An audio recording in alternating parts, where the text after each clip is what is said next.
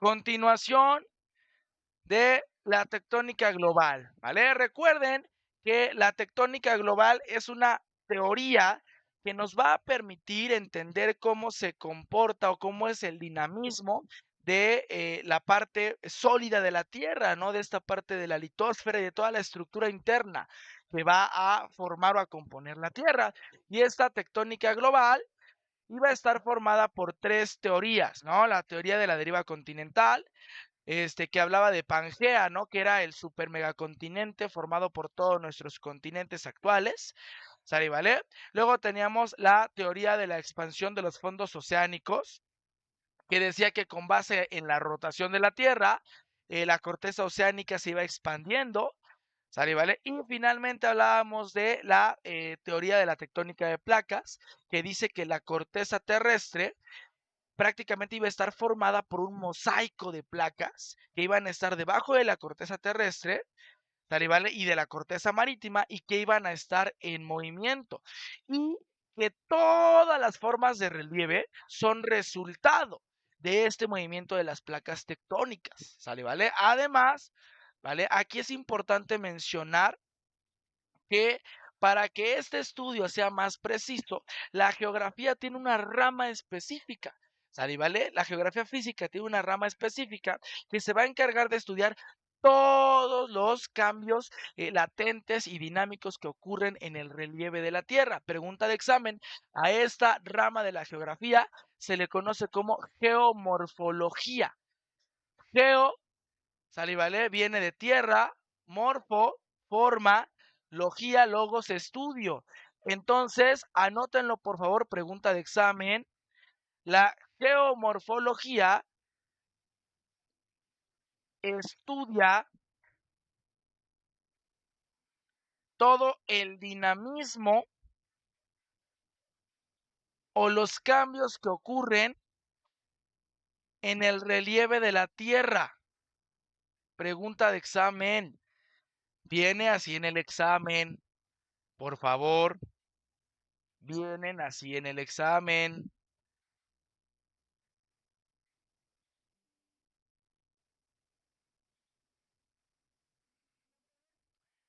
Con todo gusto, lo repito. Dice, la geomorfología va a ser la rama de la geografía física que va a estudiar todo el dinamismo o los cambios que ocurren en el relieve de la Tierra.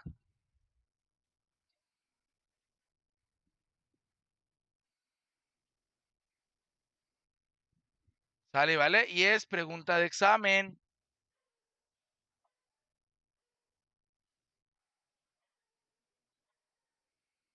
¿Dudas?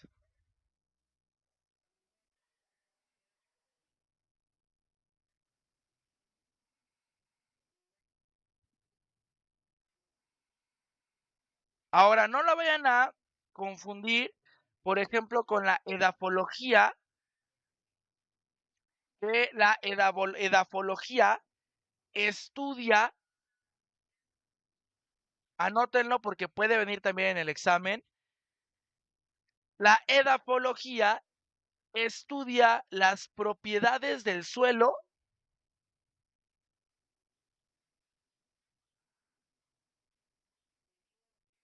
y su relación con las plantas.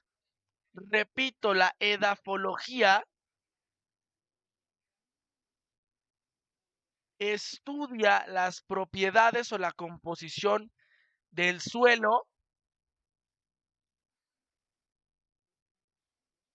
y su relación con las plantas, con la parte agrícola.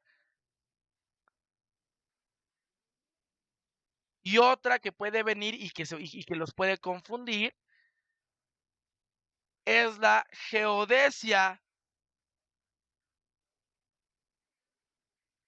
La geodesia, ojo, la geodesia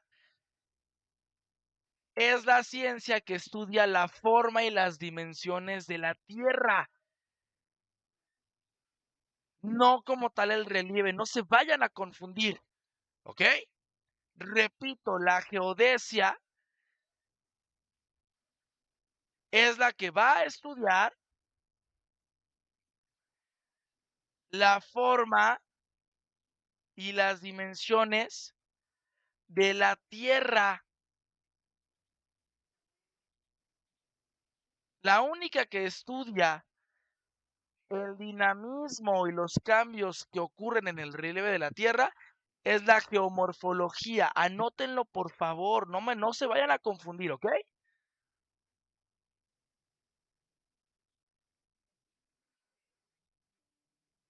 ¿Dudas?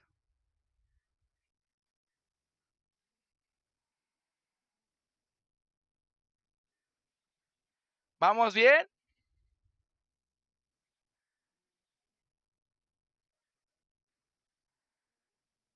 Ahora, en este caso,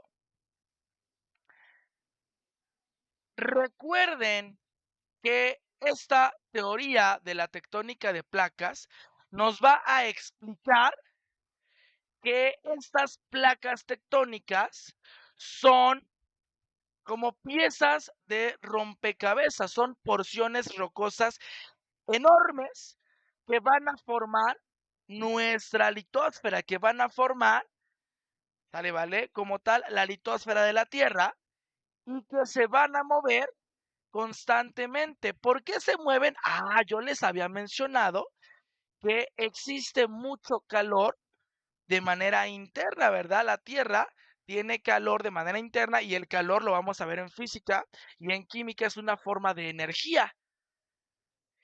Entonces, resultado de esta energía, se forma lo que se conoce como corrientes de convección, pregunta de examen, que son las que generan el movimiento de las placas tectónicas. Repito, ahí va otra vez. Acuérdense que dijimos que las placas tectónicas estaban en constante movimiento, ¿ok? Entonces, este movimiento forzosamente debe de estar generado por alguna situación de energía.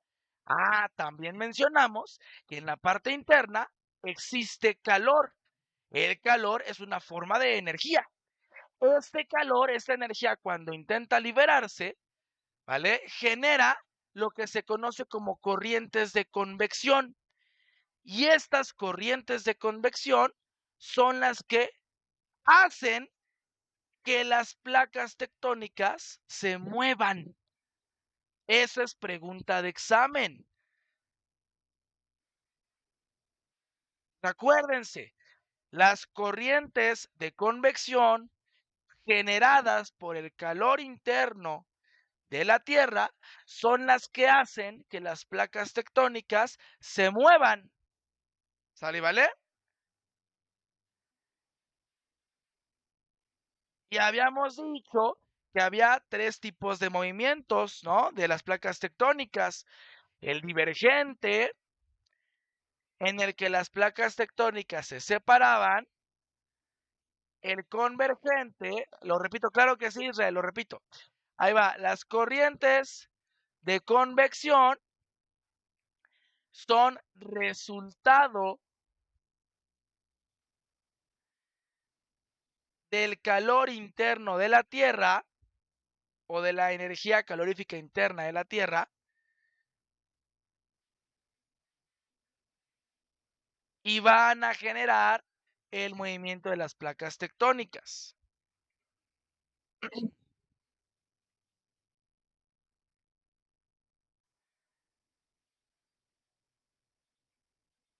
¿Dudas? ¿Ya quedó anotado? ¿Dudas?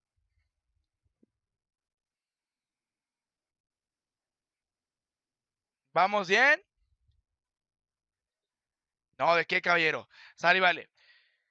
Y entonces quedamos que las placas tienen tres tipos de movimiento. El movimiento divergente, en el que las placas se van a separar. El convergente, en el que las placas se van a juntar, van a chocar. ¿Sale, vale? Y el transformante, en el que solamente se rozan unas con otras. ¿Sale, vale? Ahora, ojo aquí, ¿sale? ¿Vale? Aquí tenemos muchísimas, ¿vale? O la Tierra está formada por muchas placas tectónicas, ¿vale? Unas son clasificadas como placas mayores por su tamaño, ¿sale? ¿Vale? Y obviamente estas placas mayores pues van a tener ciertos límites. Normalmente los límites de las placas tectónicas, pregunta de examen, son zonas, ¿sale? ¿Vale? De alta sismicidad, ¿vale? En la mayoría de los límites, de los bordes de las placas tectónicas, se generan zonas de alta sismicidad y vulcanismo, pregunta de examen. Repito, en los límites de las placas tectónicas se generan zonas de alta sismicidad y vulcanismo. ¿Por qué? Pues porque en donde termina una placa tectónica e inicia la otra, normalmente es donde se genera el tipo de movimiento que les acabo de mencionar. ¿Sale, vale? Ya sea transformante, divergente o convergente, pero ese movimiento se genera principalmente en donde termina una placa e inicia la otra. Y ese choque o esa separación o ese rozamiento hace que tiemble, que se genere un movimiento telúrico, un sismo. Y también donde están estos límites, donde se genera esta situación de divergencia, normalmente es donde se separa y donde se originan los volcanes. Por eso, también los límites de las placas tectónicas se van a caracterizar por la actividad volcánica. ¿Sale? ¿Vale? Por el vulcanismo. ¿Ok?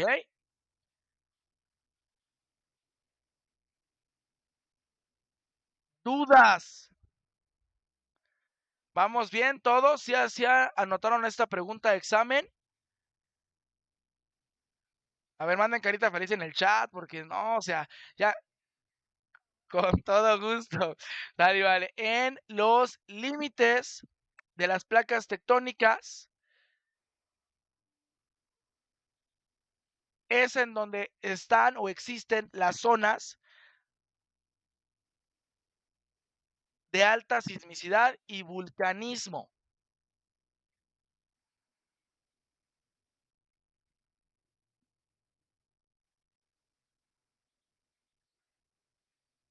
¿Sale, vale?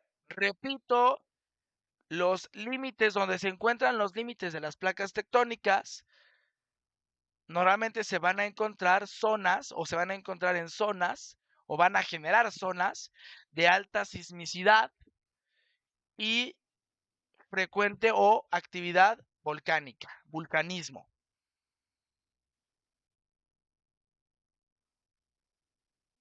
No, al contrario, usted por preguntar. ¿Sale, vale? ¿Dudas? ¿Vamos bien todos? Sale, vale. Acuérdense que el 2 de, si es 2, ¿no? O primero de enero, no, de diciembre. Bueno, el primer sábado de diciembre tenemos el siguiente examen de simulación. Así que ojo, ¿eh? Sale, vale. Sigo entonces.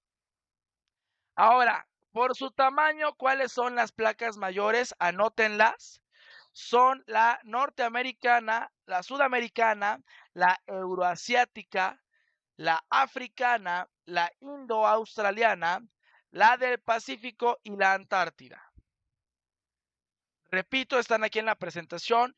Por su tamaño, las placas mayores son la norteamericana, la sudamericana, la euroasiática, la africana, la indo-australiana, la del Pacífico y la Antártida.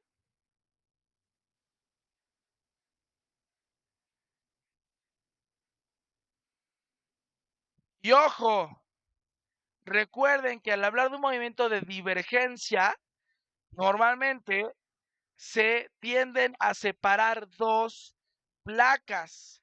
¿Sale, vale? En cambio, en la parte de convergencia o en un movimiento convergente, tienden a juntarse dos placas, ¿sale? ¿Vale? Tienden a entrar en contacto dos placas y normalmente cuando entran en contacto dos placas, se forman lo que se conoce, ya se los había mencionado, como zonas de subducción.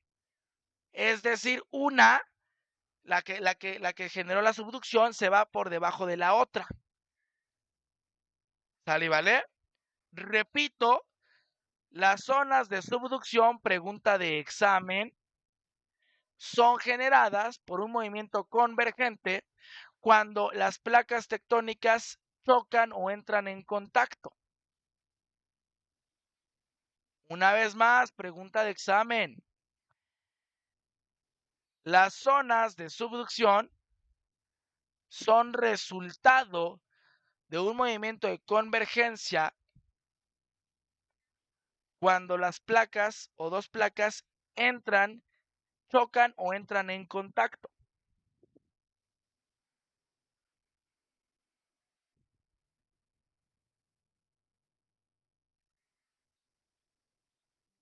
¿Ya quedó anotada esa pregunta de examen?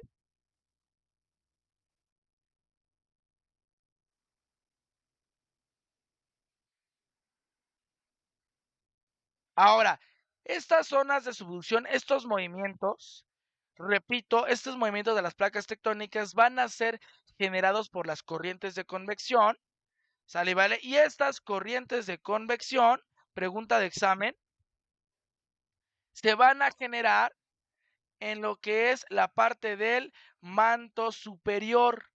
Repito, las corrientes convectivas se van a generar en el manto superior.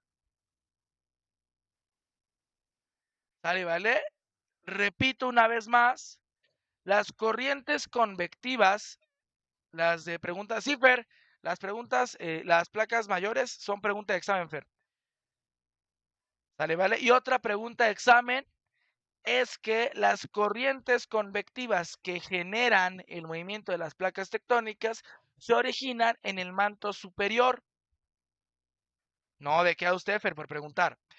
Repito, las corrientes convectivas, que son las que generan el movimiento de las placas tectónicas, y acuérdense que esas corrientes convectivas son resultado de todo lo que es el calor, la parte de la energía geotérmica, ¿no? Todo lo que es la parte del calor, la energía que está interna en la Tierra, genera las corrientes convectivas y estas corrientes convectivas se originan en el manto superior. ¿Vale? ¿Vale? Sigo. ¿Vale? ¿Vale? Ahora tenemos algunas placas menores. Son también importantes, pero por su tamaño son más pequeñas. Son clasificadas como placas menores.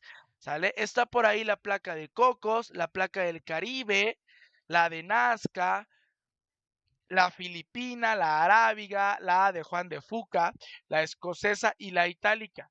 Se las pueden preguntar sí, pero para área 3 o área 4. ¿Sale? ¿Vale? Las placas menores se las pueden preguntar para área 3 o área 4. ¿Sale? ¿Vale? Y repito, ¿cuáles son las placas menores? La placa de Cocos, la placa del Caribe, la placa de Nazca, la filipina, la arábiga, la Juan de Fuca, la escocesa y la itálica. ¿Y por qué son placas menores? Por su tamaño. ¿Sale? ¿Vale? Dudas. Las mayores para todos, Beitani. Las mayores pueden venir para todos. De hecho, de las mayores les preguntan la que es más, la que tiene mayor actividad sísmica y ahorita les voy a decir cuál es. No, ¿de qué, Brittany? Vientos. Sigo entonces. Ahora fíjense, ya se los mencioné, pero el movimiento de las placas tectónicas principalmente donde tenemos los límites de las placas tectónicas, que van a generar? Van a generar sismicidad, van a generar vulcanismo y también un término nuevo, el diastrofismo. ¿Sale? ¿Vale? Literal, el diastrofismo es toda esta deformación, alteración y dislocación de la corteza terrestre. O sea, ¿qué? Ah, el diastrofismo es todo el conjunto de procesos que van a formar nuestro relieve, las montañas, las llanuras, las depresiones, pero se le conoce como diastrofismo porque son todo ese conjunto de procesos y fenómenos geológicos latentes que están, que se originan de manera interna. ¿Sale? ¿Vale? Que se originan debajo de la corteza terrestre y que obviamente se ven reflejados en la corteza terrestre en forma de relieve, en forma de montañas, de llanuras, de depresiones, de mesetas. Ese es el diastrofismo. ¿Sale? ¿Vale? Ahora, ojo, en el caso de la sismicidad, normalmente esta sismicidad pues estudia a los sismos. ¿Y qué es un sismo? Pues es resultado o son las vibraciones de la superficie terrestre, resultado del movimiento de las placas tectónicas. ¿Sale, vale? Pero obviamente las placas tectónicas pues están debajo de la corteza terrestre. Entonces, un sismo sí se origina en la parte interna, pero se ve reflejado en la parte externa, en la superficie. ¿Sale, vale? Y aquí entran dos conceptos importantes que son pregunta de examen. El foco o hipocentro de un sismo es donde se origina de manera interna, donde se dio el choque o donde se dio la colisión o el contacto entre las placas tectónicas. Y el epicentro es donde se siente en la superficie. Es decir, entran en contacto dos placas tectónicas y en donde entran en contacto, ¿vale? Se le conoce como foco o hipocentro. Y cuando ese foco o hipocentro genera que se empiece a sentir en la superficie esta vibración, en donde inicia la vibración en la superficie, se le conoce como epicentro. Pregunta de examen.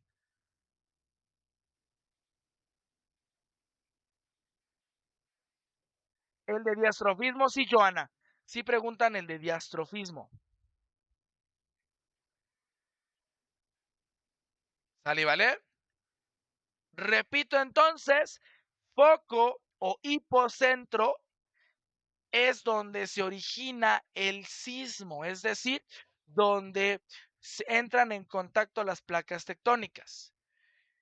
Y el epicentro es donde inicia en la superficie, donde se empieza a sentir la vibración, pero en la superficie. Por eso cuando hay un sismo, dice, no, pues con epicentro en tal. Pues ahí se sintió al principio. ¿Sale, vale? Pero se originó, obviamente, donde entraron en contacto las placas tectónicas. Entonces, donde entraron en contacto, se va a llamar hipocentro o también se le conoce como foco. Y donde se siente en la superficie, se le conoce como epicentro. El diastrofismo, diastrofismo, Joana, o la parte del origen de los sismos. ¿Qué quiere que repita?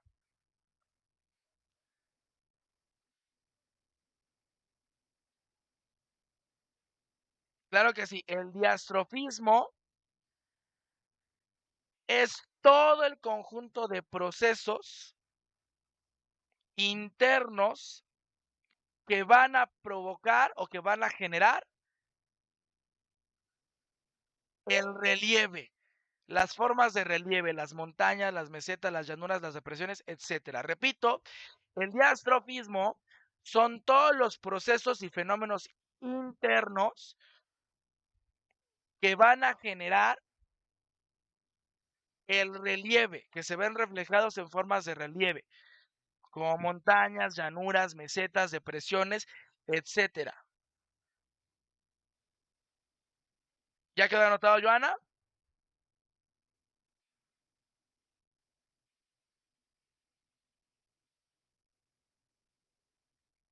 Eso, no de que al contrario, usted. ¿Sale y vale? Ya hemos sacado hasta ahorita como unas 10 preguntas de examen, ¿sale y vale? ¿Dudas? Y en este caso, por ahí también vi una pregunta, pero solo una. En todo el banco de preguntas son como 500 preguntas de geografía y solo vi una que nos preguntaba sobre el tipo de movimiento que puede generarse o el tipo de vibraciones que se pueden generar resultado del contacto entre dos placas tectónicas. Es decir, cómo pueden ser los sismos. Y son de dos formas. Puede ser oscilatorio, cuando el movimiento generó un tipo de balanceo de un lado a otro. ¿Sale, vale? De izquierda a derecha, solamente se balancea, se mece. Ese es el oscilatorio. Y puede ser también el trepidatorio. Trepidatorio es cuando el contacto entre las placas genera un movimiento de arriba hacia abajo. Obviamente, en cuanto a intensidad, en cuanto a consecuencias, se genera un poquito más complicado, tiene mayor riesgo. El trepidatorio es el que genera normalmente más estragos, más destrozos que el oscilatorio. ¿Sale, vale? Obviamente también depende de la intensidad, ¿no? Si tenemos un trepidatorio de 4 grados en la escala de Richter, pues ni se siente, ¿no? Pero si tenemos un oscilatorio de 7, bueno, pues ahí se cae media ciudad, ¿no? Entonces, pero normalmente el del oscilatorio es como si se meciera de izquierda a derecha, ¿sale, vale? Y el trepidatorio es de arriba hacia abajo, ¿ok? ¿Puedo cambiar de diapositiva? ¿Vamos bien? Eso, sale y vale. Sigo. Ahí va. Ahí está. Zonas de riesgo volcánico y sísmico. Bueno, ya me había adelantado. Sale, vale, acuérdense. Todas las zonas de riesgo volcánico y de riesgo sísmico son las cercanas a los bordes o límites de las placas tectónicas. Van 4 veces que se los digo, por favor. Si se los estoy diciendo es porque es pregunta de examen. Por favor, por amor de Dios, anótenlo bien en su examen. Dale, vale, todas las zonas cercanas a los bordes o los límites de las placas tectónicas van a ser zonas de riesgo volcánico y sísmico. ¿Sale, vale? Por favor, anótenlo. De hecho, resultado de estas zonas donde están los bordes y los límites de las placas tectónicas, surge lo que se conoce como cinturones de fuego. Es decir, son zonas que van a estar bordeadas o rodeadas por volcanes. Y de aquí surge lo que es la placa tectónica que tiene mayor riesgo volcánico y sísmico. ¿Sale, vale? ¿Cuál es, repito, cuál es lo que es la placa tectónica que tiene mayor riesgo sísmico en el planeta? Pregunta de examen, la placa del Pacífico. Repito, pregunta de examen, la placa tectónica con mayor riesgo sísmico es la placa del Pacífico. Además, ahí se genera el famosísimo cinturón de fuego del Pacífico, que es una serie de volcanes que se originaron en los límites de la placa del Pacífico. Por favor, es pregunta de examen. Acuérdense, tenemos la placa del Pacífico, el cinturón de fuego del Pacífico, ¿sale, vale? Y obviamente esta placa del Pacífico es la placa, ¿sale, vale? Que genera mayor sismicidad en el mundo. ¿Sale, vale? Por favor, anótenlo. ¿Ya quedó anotado?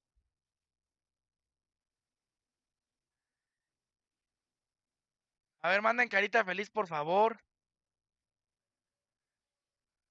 Ok, Joana, todos los demás, ¿ya se durmieron? Ok, Brittany, Yolo, los demás. Perfecto. Vientos. Sale y vale. Sigo entonces. Vean, aquí tenemos la placa del Pacífico y aquí está el cinturón de fuego. ¿Ya lo vieron? Y vean, la placa del Pacífico sí genera cierto contacto con México, sí estamos cerquita de la placa del Pacífico, ¿sale? ¿Vale? Pero esta placa no es la que causa la sismicidad en México. Ahorita les voy a decir cuál, ¿sale? ¿Vale? Y de hecho es pregunta de examen, pero ahorita se los voy a decir. Pero acuérdense, la placa que genera mayor riesgo de sismicidad en el mundo es la placa del Pacífico. Van 4 veces que les digo. Donde se las pongan en el siguiente examen y la tengan mal, les voy a ver a que la repitan 100 veces, ¿eh? ¿Dudas? Sigo. Ahí va. Ahora sí, tectonismo en México. Bueno, México es un país que tiene bastantes zonas con alta sismicidad. Primer pregunta de examen. ¿Cuál es la zona de mayor sismicidad de nuestro país? La zona sur. Dale, ¿vale? Repito, en México, la zona sur es la zona que tiene mayor sismicidad de nuestro país. ¿Sale, vale? Ahora vean, si nosotros, déjenme ver si tengo, ahí está, si nosotros vemos este mapita de México, tenemos la placa norteamericana, la placa de Cocos y la placa del Caribe. Bueno, la mayor, la placa o las placas que generan la sismicidad en el sur y centro del país, como logran ver aquí en el mapa, van a ser la placa norteamericana y la placa de Cocos. Pregunta de examen. Repito, las placas que generan la sismicidad en el sur del país y obviamente en el centro van a ser la placa norteamericana y la placa de Cocos.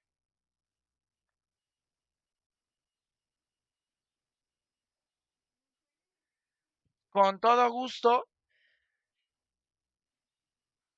la sismicidad del sur y centro del país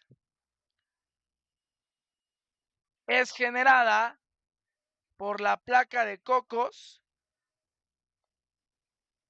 y la placa norteamericana, que son placas convergentes, se tocan, se tocan una con otra y pum, eso genera que en el sur del país siempre haya mucha actividad sísmica.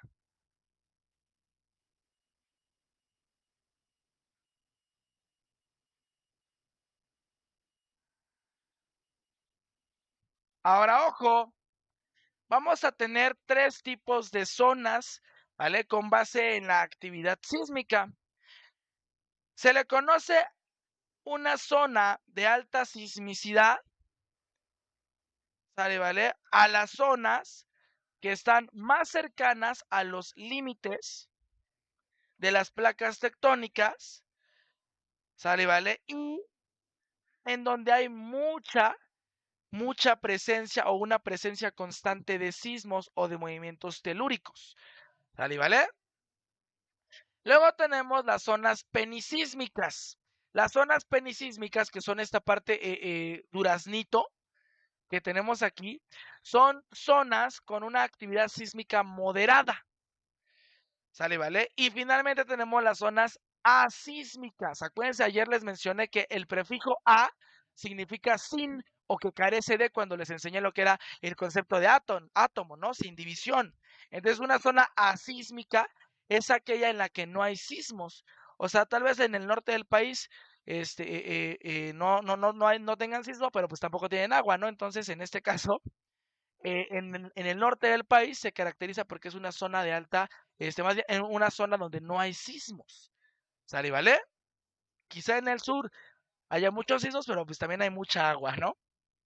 Entonces, en esta parte, no se les olvide, zonas sísmicas tienen alta sismicidad, hay muchos sismos. Zonas penisísmicas, actividad sísmica moderada, ¿sale, vale? Y las zonas asísmicas, zonas en donde no hay sismos, ¿sale, vale? Ahora vean, normalmente en estas regiones donde tenemos los bordes de las placas tectónicas, existen mayor presencia de volcanes. De hecho, en esta región donde tenemos esta placa norteamericana y la placa de Cocos, está el famosísimo eje volcánico transversal, que lo vamos a ver más adelantito, cuando veamos las principales formas de relieve en México y el mundo. ¿Sale, vale? En esta parte, pues está, por ejemplo, el volcán El Nevado de Colima, ¿sale, vale? El volcán de Colima, el Paricutín, ¿sale, vale? El Popo, ¿vale? El Ajusco, todos estos son volcanes que están cerca a los límites o a los bordes de las placas tectónicas. ¿Sale, vale? En este caso, ¿qué placas? Ah, pues está la placa de Cocos y la placa norteamericana. Y vean, del lado izquierdo, del lado izquierdo, tenemos a la placa del Pacífico, en donde está la famosísima falla de San Andrés, ¿no? En una zona divergente, ¿no? Una pequeña separación que genera que en la parte norte, pero norte occidental, en la parte del oeste, ya pegadito a Estados Unidos, haya una gran actividad sísmica por la falla de San Andrés, por este límite que se genera con la placa del Pacífico. ¿Sale, vale? Ahora, hemos visto esta parte de las principales o de la principal actividad sísmica. En México ya vimos también que la placa del Pacífico es la que genera la principal actividad sísmica en el mundo. ¿Sale, vale? Pero ojo aquí, ¿sale, vale? Ojo aquí. Hay una pregunta de examen medio extraña. Una pregunta de examen medio extraña con base en las placas tectónicas mayores. ¿Sale, vale? En este caso, hacen hay una pregunta relacionando lo que es la existencia de fósiles marinos, ¿sale, vale? En la parte de las cumbres de los montes Himalaya, ¿sale, vale? Esta pregunta relaciona el tipo de movimiento y la placa tectónica. Entonces, ojo, ¿sale, vale? El hecho de que existan fósiles marinos cerca de los montes Himalaya, presten atención, anótenlo, se debe a la colisión, es decir, a un movimiento convergente entre la placa euroasiática y la placa indoaustraliana. Anótenlo, pregunta de examen. Repito, la existencia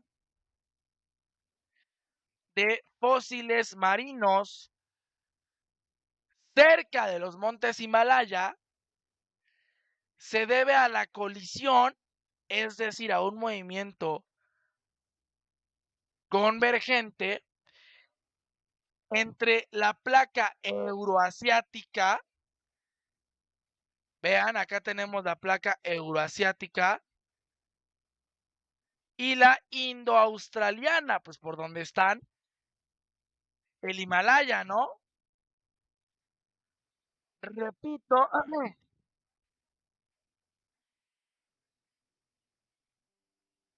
la existencia de fósiles marinos cerca de los montes Himalaya se debe a un movimiento de colisión, de convergencia entre las placas euroasiáticas y la indoaustraliana. Y vean, tenemos acá la euroasiática y aquí tenemos la indoaustraliana. Y aquí en esta región es donde chocan, donde rozan, vean cómo se mueve, vean cómo están colisionando las placas. Por eso se genera esta situación. ¿Sale, vale? Aquí tenemos un movimiento de convergencia en donde colisiona la placa euroasiática con la placa indoaustraliana. ¿Sale, vale? Y esto genera que cerca de los montes Himalaya haya o existan fósiles marinos. ¿Sale, vale? ¿Dudas?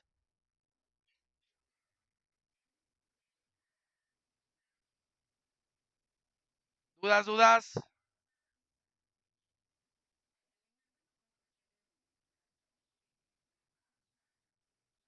Manden carita feliz si no hay dudas.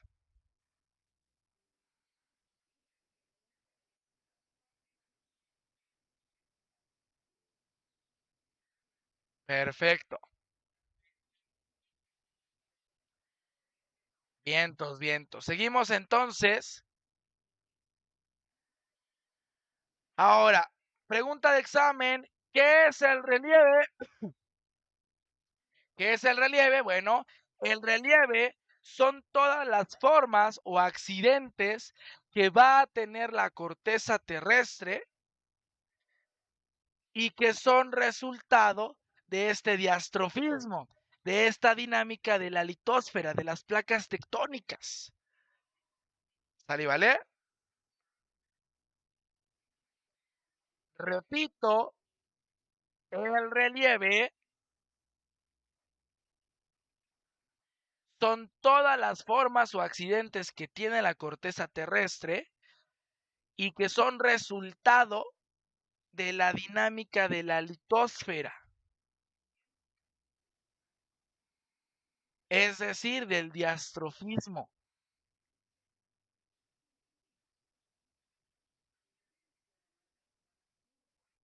Y aquí tenemos algunas formas de relieve. De hecho, estas se las voy a pasar. ¿Sale, vale? Fíjense, ahí les va.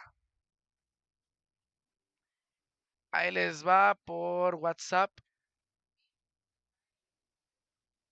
Ahí está. En este caso, tenemos formas básicas del relieve. Una depresión absoluta va a ser un hueco, ¿sale, vale? Va a ser un hueco que se va a generar por debajo del nivel del mar, pero en una parte terrestre. Normalmente la depresión absoluta va a tener hasta una profundidad de menos 85 metros. ¿Sale, vale? Luego tenemos las llanuras. Las llanuras son zonas planas.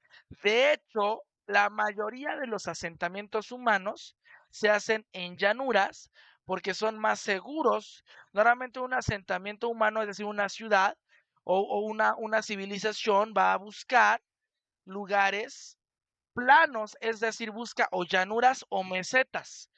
¿Sale, vale? Porque las llanuras son regiones o zonas planas a nivel del mar.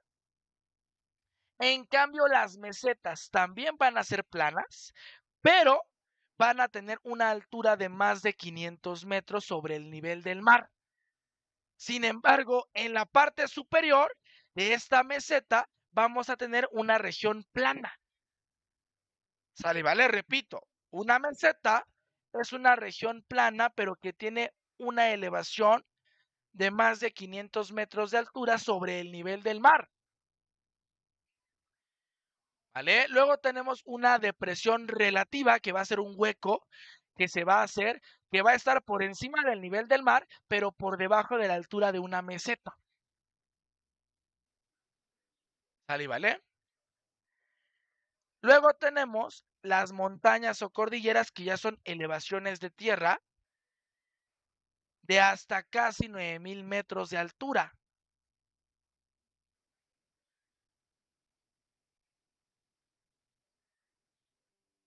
Luego tenemos las plataformas continentales, que va a ser la región de tierra que entra en contacto con el mar.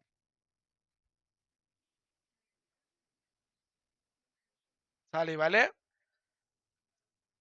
En el caso del talud continental, es la región exacta en donde deja de haber porción de tierra a un nivel del mar relativamente corto o bajo, pero muy corto. Prácticamente un talud continental es esta parte vertical que nos lleva a una profundidad de hasta 6,000 metros por debajo del mar. ¿Sale, vale? Es decir, este talud continental es esta región planita que entra en contacto con la parte horizontal y vertical que genera la caída a una profundidad mayor. Por ejemplo, ¿han visto Bob Esponja? Cuando toma un autobús y de repente el autobús es en forma de cangrejo, cae y se va hasta el fondo, hasta el fondo. Ah, cuando va hasta el fondo, ahí está pasando por el talud continental. ¿Sale, vale? Esa parte vertical que toma cuando Bob Esponja se pasa del autobús y llega a la zona oscura, ese es el talud continental. ¿Sale, vale? Y ya cuando llega a la profundidad, que está todo oscuro, se le conoce como llanura abisal, que es una región plana, pero muy, muy profunda. ¿Sale, vale? Y también tenemos montañas submarinas, es decir, por debajo del nivel del mar. A las montañas que están por debajo del nivel del mar se le conocen como dorsales oceánicas. Pregunta de examen.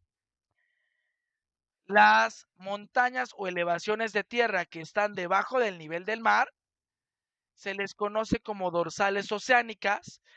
Obviamente se originan en la llanura abisal y tienen una altura que está por debajo del mar de hasta 6,000 metros. Claro que sí, Joana. Una dorsal oceánica es una elevación de tierra submarina que inicia en la llanura abisal y alcanza una altura de hasta 6,000 metros.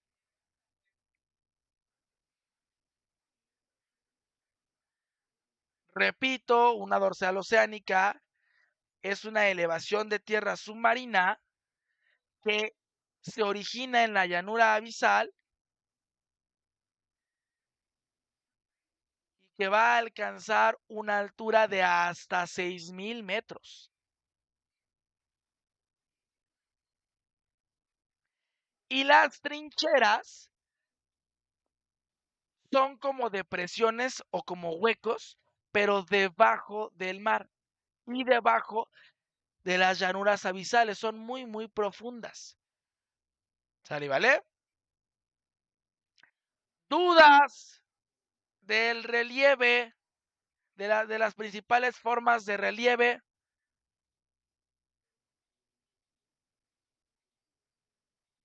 Repito, dudas de las principales formas de relieve.